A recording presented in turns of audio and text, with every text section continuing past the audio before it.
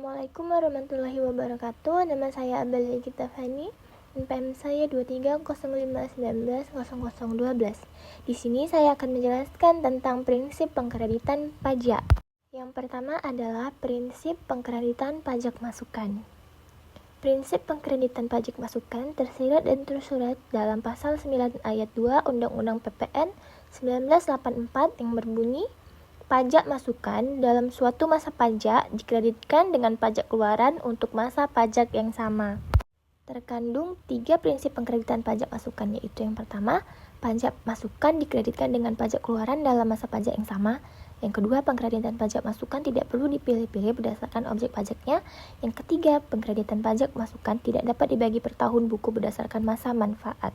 Selanjutnya, pengkreditan dalam masa pajak yang tidak sama. Prinsip pengkreditan pajak masukan dengan pajak keluaran untuk masa pajak yang sama ternyata tidak serasi dibandingkan dengan penentuan saat pajak terutang yang berbasis akrual.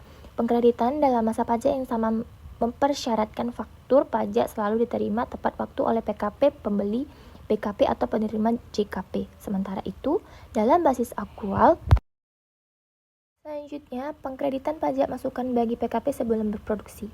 Pasal 9 ayat 2A Undang-Undang PPN 1984 menentukan tentang kemungkinan mengkreditkan pajak masukan sebelum PKP mulai berproduksi, yang dirumuskan yang pertama, bagi pengusaha kena pajak yang belum berproduksi sehingga belum melakukan penyerahan yang terutang pajak masukan atas perolehan dan atau impor barang modal dapat dikreditkan. Yang kedua, ketentuan ini secara tidak langsung menginformasikan bahwa meskipun belum ada pajak keluaran disebabkan PKP belum berproduksi sehingga belum melakukan penyerahan kena pajak masukan atas perolehan barang modal dapat dikreditkan. Selanjutnya, pajak masukan bagi PKP yang gagal berproduksi.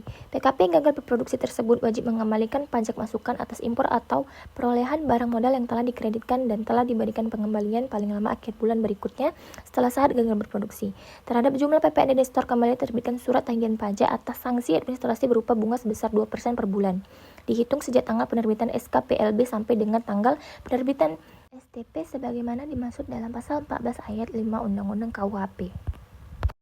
Kriteria pajak masukan yang dapat dikreditkan berdasarkan pasal 9 ayat 5, pasal 9 ayat 8, huruf B Undang-Undang PPN 1984 dapat dipahami bahwa pajak masukan dapat dikreditkan adalah pajak masukan untuk perolehan BKP atau JKP yang berhubungan langsung dengan kegiatan usaha.